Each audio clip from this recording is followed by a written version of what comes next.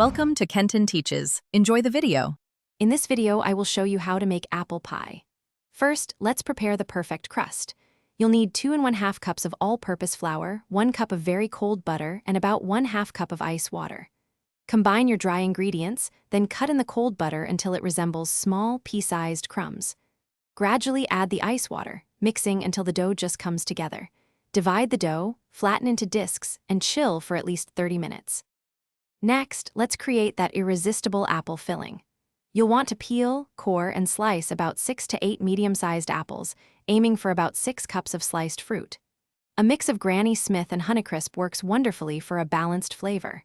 Toss your sliced apples with 1/2 cup of granulated sugar, 2 tablespoons of all-purpose flour, 1 teaspoon of ground cinnamon, and a pinch of nutmeg. This coating helps thicken the juices. Now it's time to assemble your pie. Roll out 1 chilled dough disc to about a 12-inch circle and carefully transfer it to a 9-inch pie plate. Trim any excess dough, leaving about a 1-inch overhang. Pour your prepared apple filling into the crust, mounding it slightly in the center. Roll out the second dough disc for the top crust, place it over the filling, and crimp the edges to seal.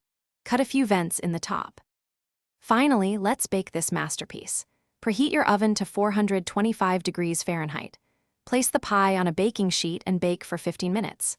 Then, reduce the oven temperature to 375 degrees Fahrenheit and continue baking for another 45 to 55 minutes, or until the crust is beautifully golden brown and the filling is bubbling.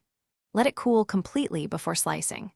Also, be sure to check the description for a link to the Echo Dot and other great deals. Enjoy your homemade apple pie. Thanks for watching. Please subscribe if this video was helpful.